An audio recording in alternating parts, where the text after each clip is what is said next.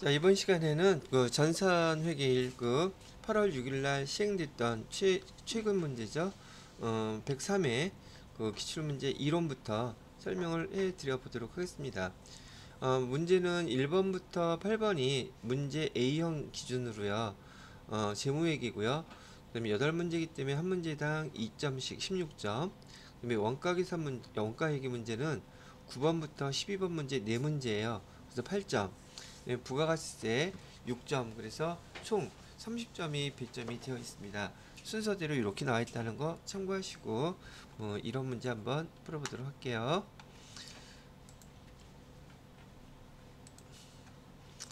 자, 8월 6일날 시험 시행된 것이고요.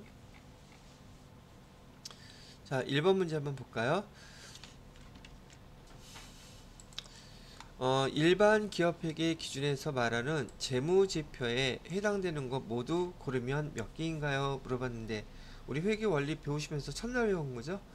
이런 문제 나오면 얼씨구나 하고 점수도 딸 수 있고 시간도 벌 수 있죠. 이런 문제 맞추라는 거예요.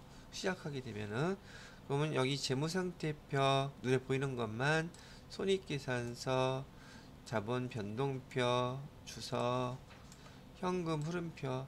다 나왔네요. 그죠? 5개네요. 그죠? 그래서 1번 문제는 오케이. 자, 2번 문제도 한번 봐요. 2번 문제는 뭔가 봤더니 2022년 12월 31일 현재 재무상태표의 계정 잔액인데 외상매입금 부채가 얼마냐고 물어보고 있죠. 그럼 얘는 뭘 또 여러분 머릿속에 떠올려야겠어요. 우리가 배웠던 대로 자산, 부채, 자본을 구분을 해줘야 되겠죠. 이렇게. 그죠?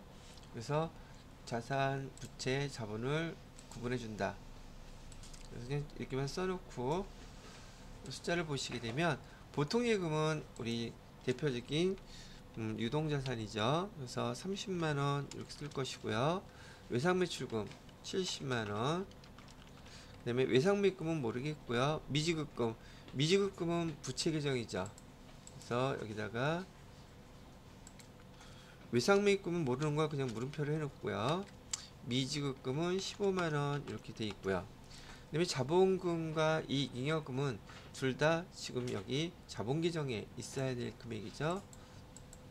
그래서 여기 30만원, 그 다음에 여기 10만원 이렇게 하게 되면 100만원에서 40만원 빼고 40만원에서 15만원 빼면 25만원 정도 나오나요?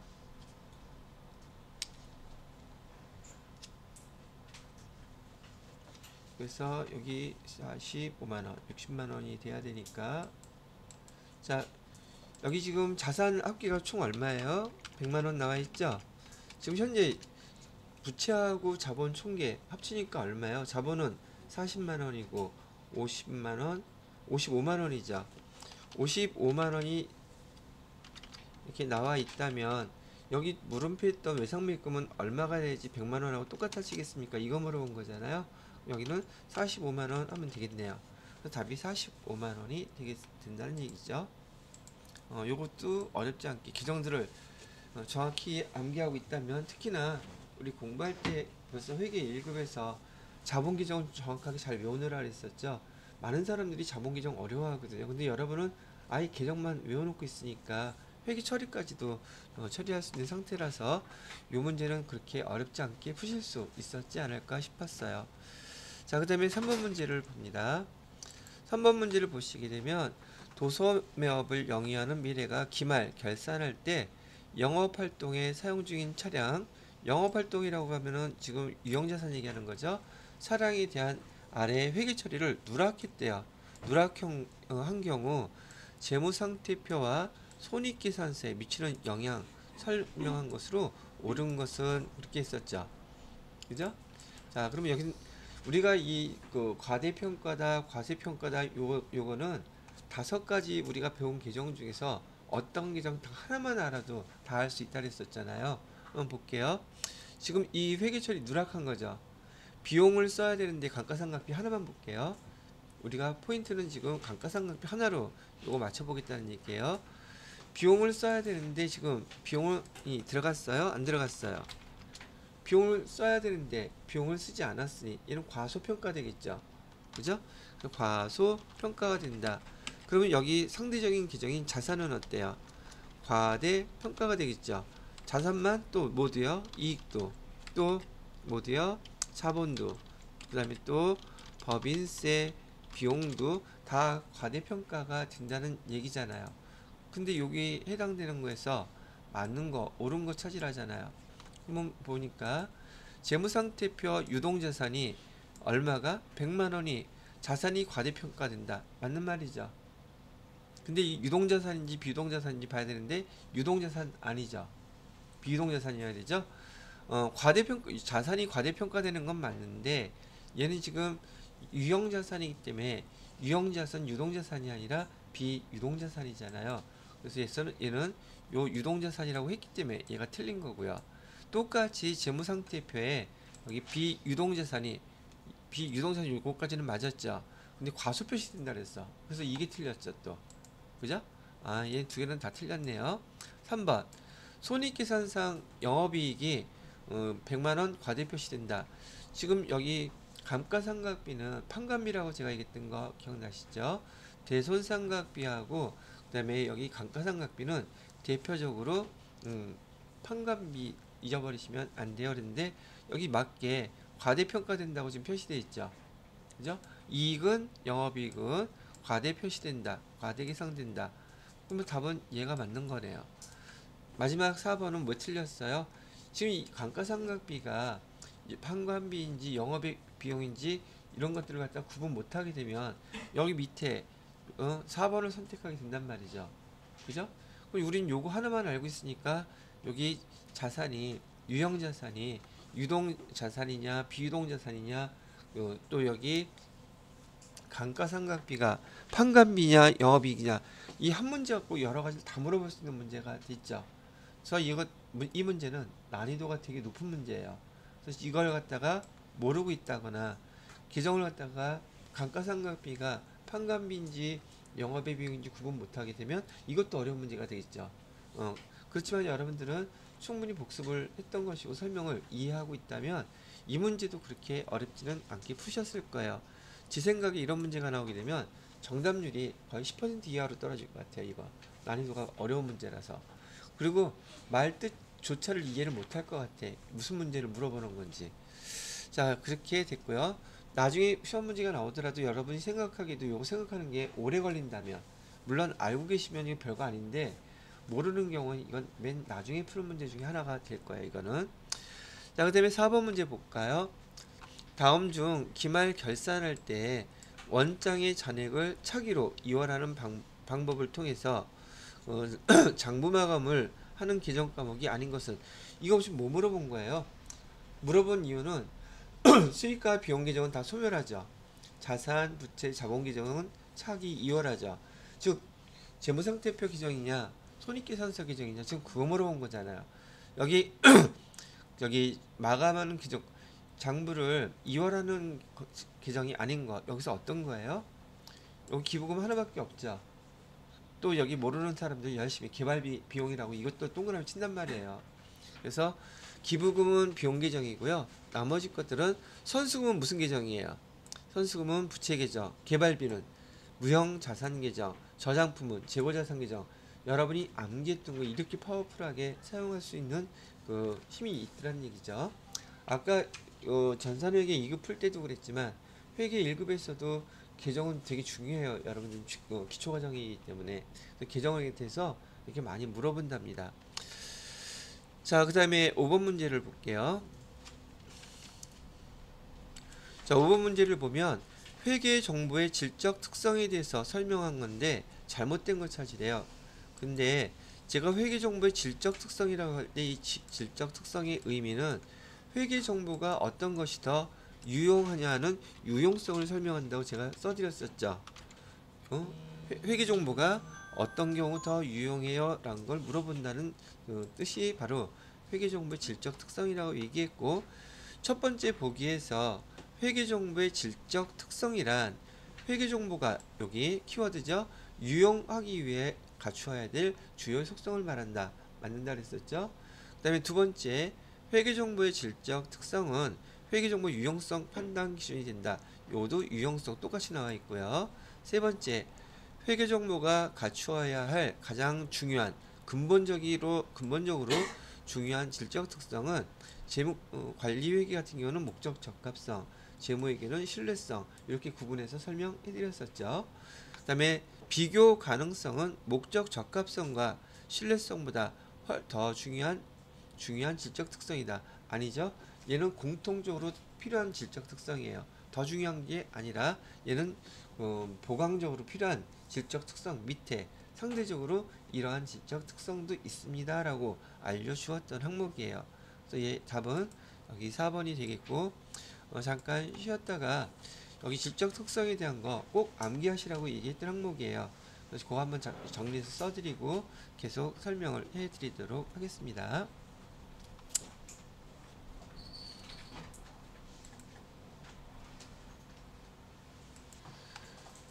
자, 6번 문제 한번 보실까요? 6번 문제는 다음 거래에 대한 회계 처리 시 나타나는 거래 요소의 그 결합관계를 갖다가 아래 보기에서 모두 고른 거 찾아보라 그러죠.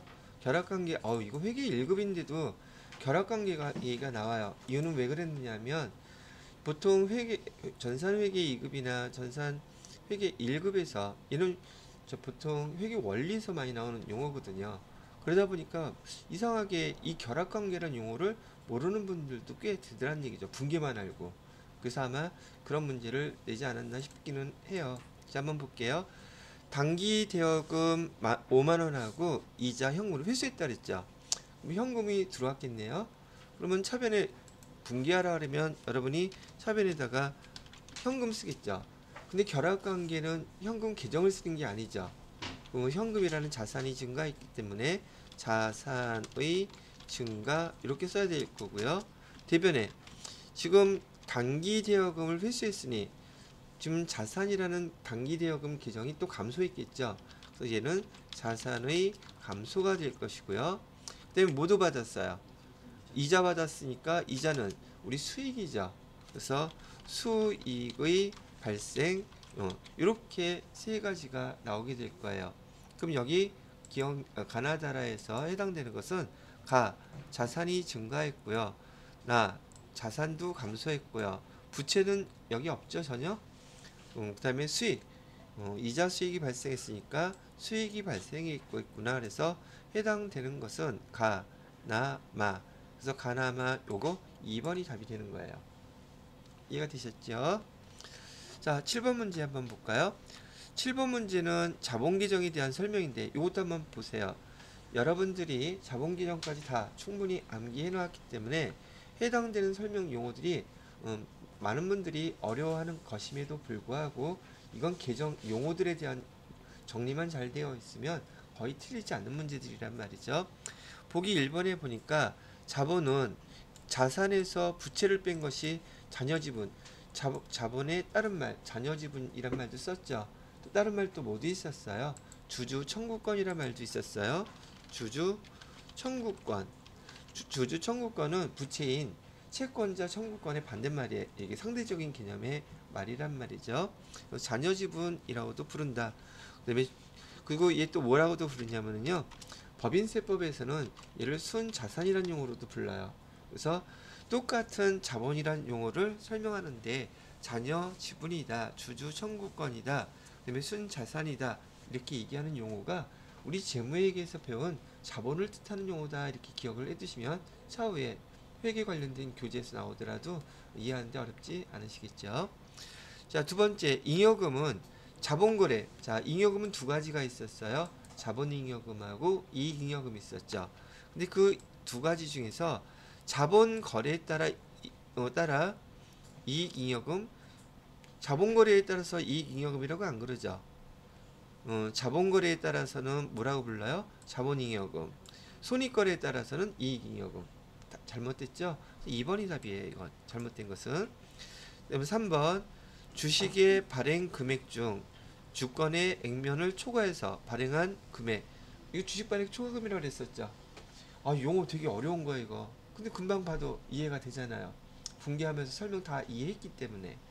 그 다음에 4번 보기 보시게 되면 주식으로 배당하는 경우 주식 배당 얘기하는 거예요. 발행 주식의 액면 금액을 배당으로 하여 자본금의 증가와 이 잉여금의 감소. 맞죠? 주식 배당을 하게 되면 이 잉여금은 감소하고 자본금은 증가하죠. 자본의 변화는 없다. 그리고 이런 걸 갖다가 우리는 무상증자라고 부른다. 뭐 그런 용어 지난번에 자본규정에서 설명했던 것들 잘 익혀 놓으셔야지. 또 세무이급에서도 자본규정이 아주 많이 출제되거든요. 그 용어들만 잘 공부하실 수 있도록, 복습하실 수 있도록 해두면 되겠습니다. 자, 여기 회계 1급에서 재무회계에 관련된 마지막 8번째 문제예요. 여기는 뭘 물어봤나 보니까 일반 기업 회계 기준에 의한 수익 인식 기준 물어보고 있네요. 옳지 않은 걸 찾으래요. 상품권은 언제 수익 인식한다 그랬죠?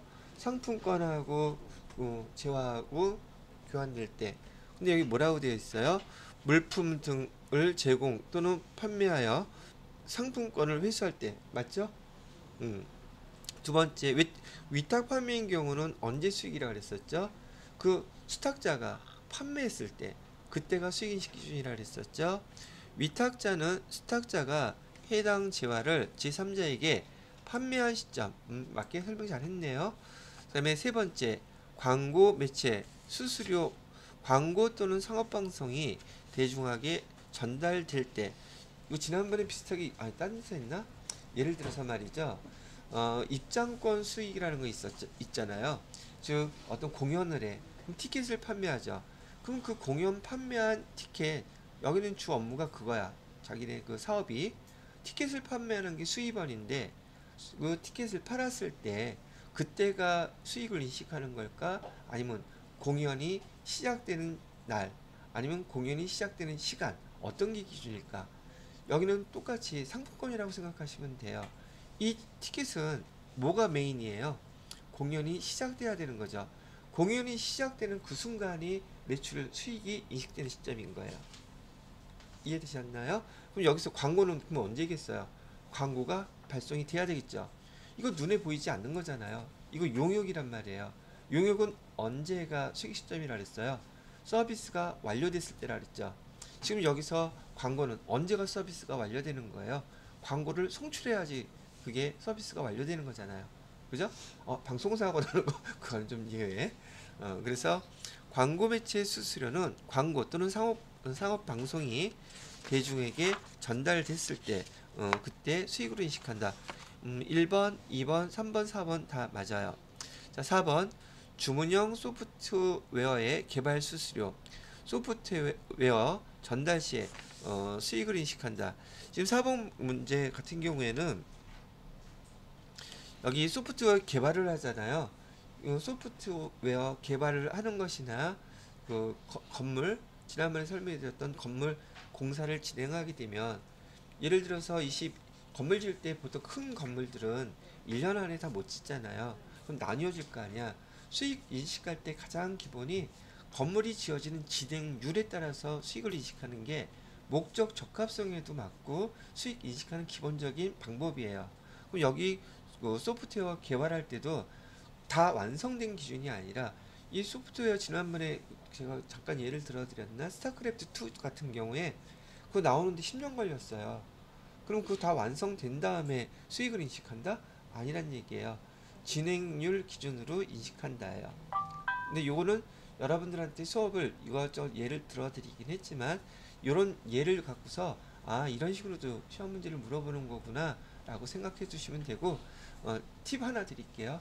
8번 문제가 보편적으로 어려운 문제가 나와요. 마지막 문제가. 그리고 이거는 세무 2급에 내도 괜찮은 문제들 있잖아요. 즉 변별력을 주기 위해서 8번 문제 쪽이 지금 어려운 문제들이 많이 나온다. 참고로 알아두세요. 시간 전략 세울 때 이건 나중에 풀어야지, 이렇게 계획을 세울 수도 있다는 얘기예요. 어려운 듯 쉽고 쉬운 듯 어려운 것도 있을 수 있으니까요.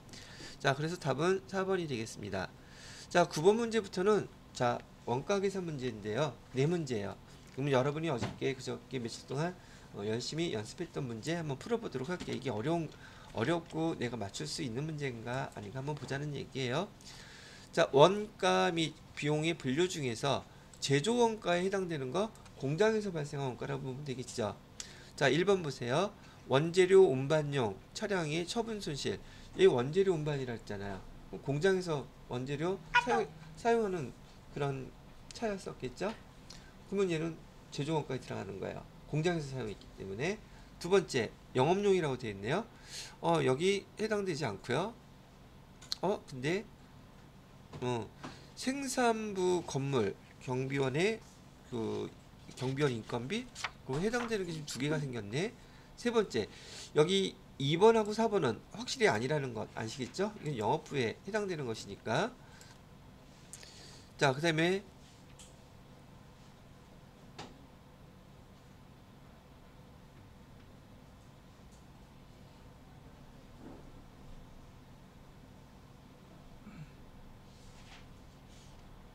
원재료 운반 중 차량의 손실.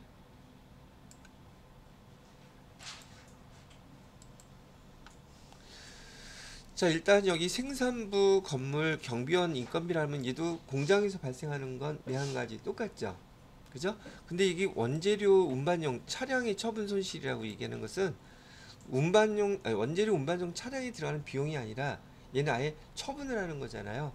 우리 그 판관비에서도 유형자산 처분할 때 처분 손실은 영업과 관련이 있는 걸로 처분했어요. 영업과 관련이 없는 걸로 처분했어요.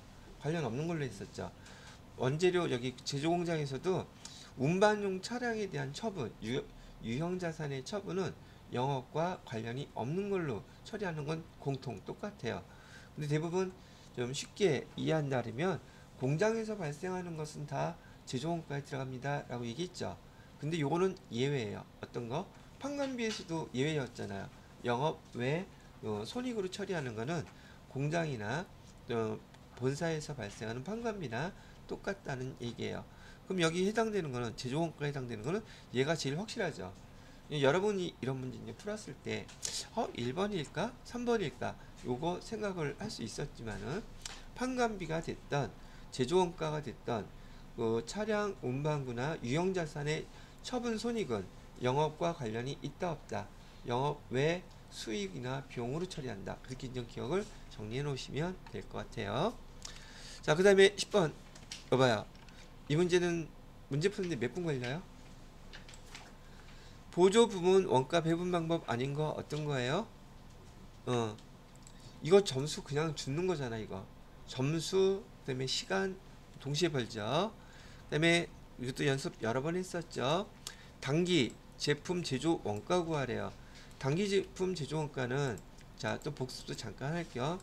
여러분이 이거 문제 봤던 것들이기 때문에 해봤던 거기 때문에 크게 어렵지 않으실 거라고 생각이 들죠. 얘는 지금 원재료에 대한 얘기는 하나도 안 나와 있죠. 제품만 나와 있네. 두 개를 다 그려볼게요. 복습도 할 겸. 자, 얘는 제공품 계정이고요. 얘는 제품 계정이라고 봤을 때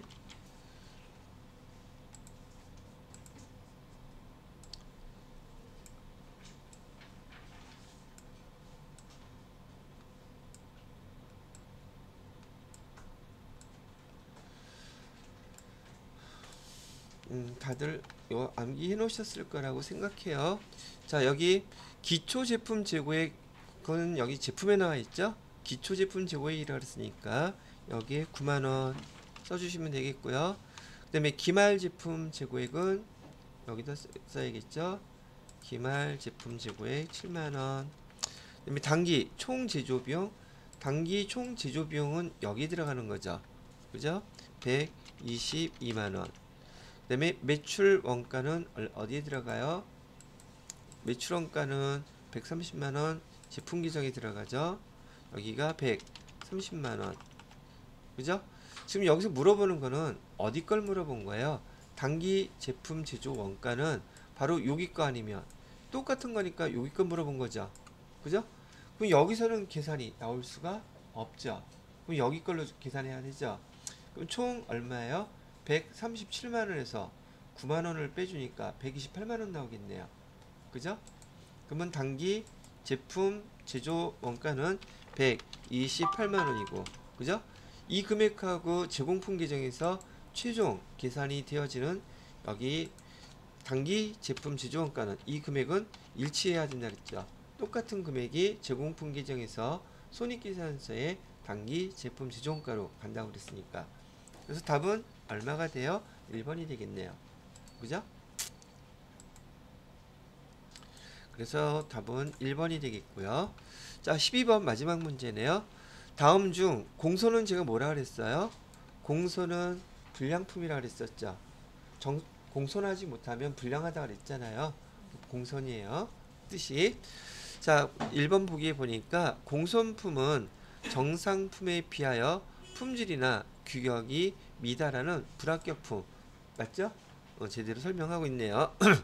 2번 공손품은 원재료의 불량, 작업자의 부주의 등에 의해서 발생하는 것이 공손이다 라고 나와 있네요. 그럼 얘는 공손품은요 원재료 불량이 아니라 작업 과정에서 발생하는 것들이겠죠. 이거는 그죠? 그래서 옳지 않은 것 찾으라 그랬죠. 1번은 옳은 거고 2번은 공손품은 원재료의 불량이나 작업자의 부주의 여하튼 간에 이런 것 때문에 불량이 나오는 거잖아요. 그죠? 그래서 공손품은 원재료 불량, 작업자의 부주의 등으로 인해서 발생하는 것이 맞다라는 뜻이고요.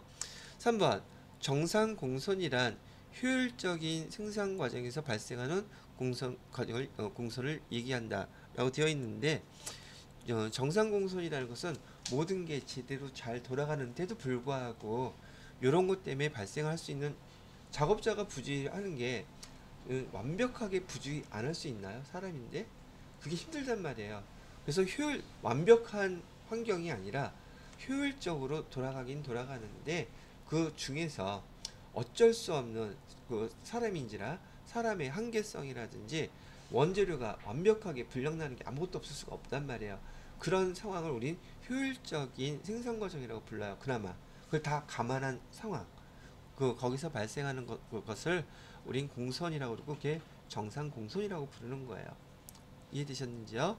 그다음에 비정상 공손품의 원가는 발생한 기간의 손실로서 영업 외 비용으로, 제가 이거 영업 외 비용으로 처리하는 게 아니라 처리하는 방법 세 가지 있다고 그랬었죠.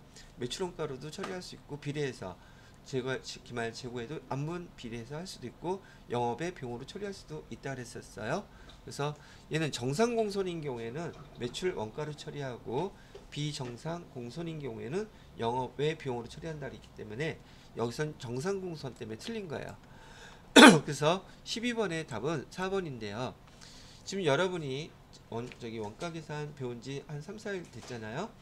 지금 앞으로 풀어볼 10개의 그 기출문제를 통해서 그러면 원가 계산 문제가 몇 개가 출제가 돼요? 40문제죠. 40문제에서 4문제가 안 나올까? 나와요. 대부분 그렇게 나온단 말이죠. 그래서 원가 계산 다시 복습할 필요가 있다면 보시는 건 좋은데 일단은 기출문제 이론 문제들 차근차근 다 풀어보시고 몰랐거나 여기 문제를 통해서 새로 배우는 것들도 있어요. 그러면 맞다 틀리다 여기서 그냥 바로 익히는 거예요. 문제가 나오면 똑같이 나오니까 보기들이 돌아가면서 이렇게 섞여서 나오는 것 뿐이지 아주 생뚱 신기한 거 새로운 거 나오는 거 없어요. 그래서 4문제에 관련된 원가 계산 문제 풀어봤고요. 지금 여기 계산 문제 하나밖에 안 나왔죠. 그죠? 나머지는 다 말로 나왔죠. 그 중에 2문제는 그냥 거저 건졌죠. 그래서 얘가 효율성이 높다는 거예요.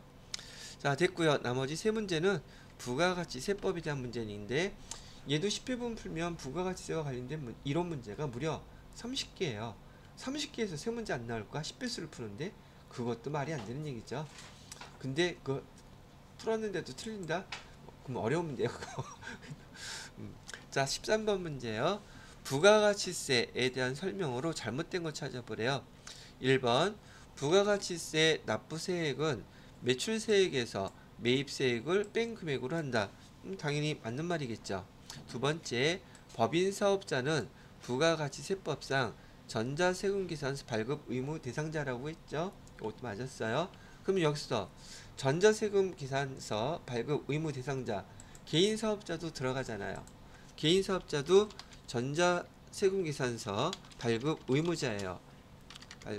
개인사업자도 어떤 경우에 지금 2022년 7월 1일 기점으로 해서는 직전 연도의 과세 공급가액이 얼마 이상인 사람? 2억 원 이상인 개인사업자는 전자세금계산서 발급 의무 대상자란 말이죠. 법인은 무조건이고요. 근데 여기에는 면세하고 뭘 포함해서요? 과세, 매출 다 포함해서 2억 원 이상인 경우에 개인사업자도 전자세금계산서 발급 의무 대상자라고 기억을 해두세요. 세 번째, 금전 외에 대가를 받은 경우 공급가액은 자기가 공급받은 재화 시가로 한다. 키워드는 시가죠. 그래서 공급가액은 뭘로 한다? 시가로 한다. 그 다음에 4번 부가가치세는 납세 의무자, 담세자 다를 것을 예정하고 있는 세목에 해당된다. 이게 무슨 말이야?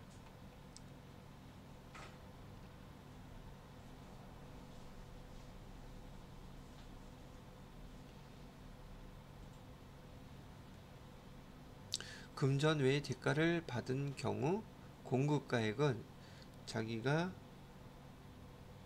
공급한 재화 또는 용역의 시가로 한다.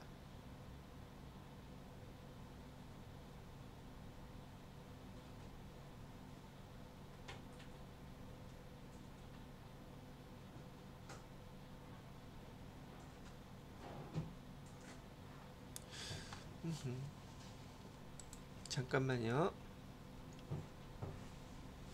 요 다시 설명 좀 해볼게요. 여기 보기 3번에 보시게 되면 이거 맞는 말이긴 한데 어디가 틀렸느냐면요. 금전 외에 대가를 받은 경우에요. 금전 받았으면요. 금전 그 받은 대가가 공급가액이에요. 여러분 물건 살 때 그 공급가액 돈 주는 그 금액이 공급가액인데 경우 공급가액은 자기가 공급받은이 아니라 공급한이에요. 야이 이런 또 참 짜증나게 공급받은 게 아니라 공급한 거 참. 공급한 재화 또는 용역의 시가로 한다. 이게 지금 세법의 그 법의 용어이기 때문에 다른 글자들을 마음대로 바꿀 수가 없어요. 그래서 여기서 한 글자씩을 바꾸는데 그 한 글자를 받은 그다음에 공급한과 공급받은은 반대 의미예요. 여기서 이 글자를 뺐네요. 시가로 한다. 이것까지는 다 맞았어요. 여기가 틀린 거예요. 오케이? 그 다음에 부가가치세는 납세 의무자는 누구라고 말씀해 드렸어요. 납세 의무자는 사업자들이라 그랬었죠. 근데 자기 돈 납부하는 거 아니라 그랬어요. 부가세를 납부하는 사람은 누가 실제적으로 돈을 납부해요?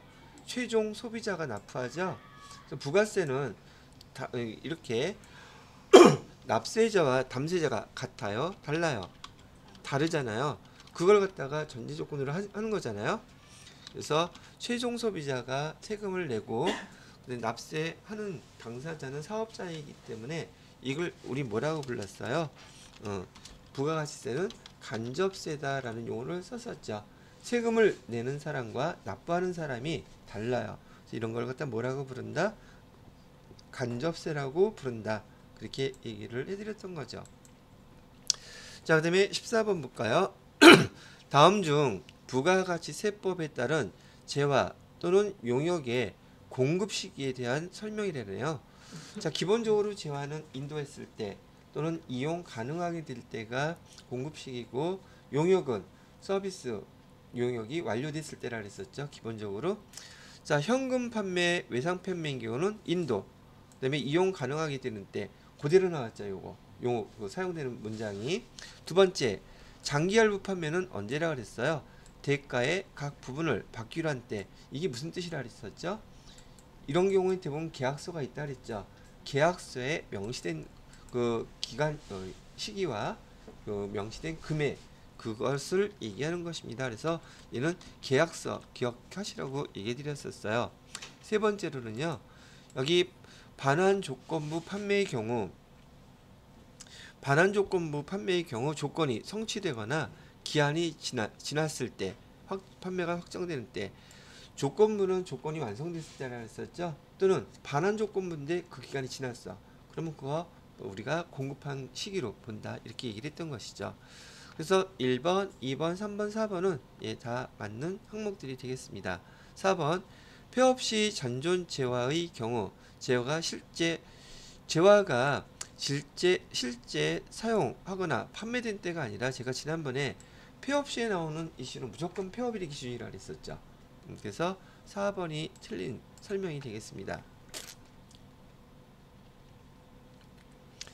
자, 그 다음에 15번 문제를 보시게 되면 부가가치세법상 납세지에 대한 설명으로 옳지 않은 거, 사업자의 납세지는 우리 보통 사업장 소재지로 한다. 이걸 뭐라고 불렀어요?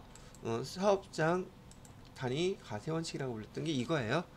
사업장 단위로 과세하는 것이 얘가 원칙이라고 그랬어요. 자, 두 번째, 제조업의 납세지는 최종 제품을 완성하는 장소를 원칙으로 한다. 그렇게 하기로 했었죠. 세 번째, 광업은요. 광업의 납세지는 광구 내에 있는 광업사무소의 소재지를 원칙으로 한다. 라고 되어 있죠. 그죠? 결국은 현장이 사무 업무를 보는 것과 광업, 현장에서 떨어져 있다면 모를까. 그 사무 업무를 총괄하는 것, 그게 원칙이라는 얘기를 하고 있는 것이죠.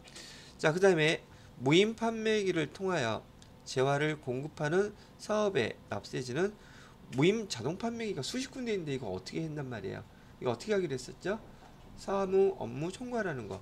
보편적으로 사업장이 여러 군데로 널려 있는 것들은 사무 업무 보는 곳이 보편적으로 납세지 관할 세무서에다 납세하는 것이 보편적이라고 이해를 해 놓으시면 이런 게 좀 용어가 바뀌어 나오더라도 이해하기가 좀 맞지 않을까 싶네요. 이렇게 해서 103의 그 15문제 재무회계와 저기 원가계산 그다음에 여기 부가가치세까지 한번 이런 문제 풀어 보았습니다. 자, 이론은 여기서 마무리하고요.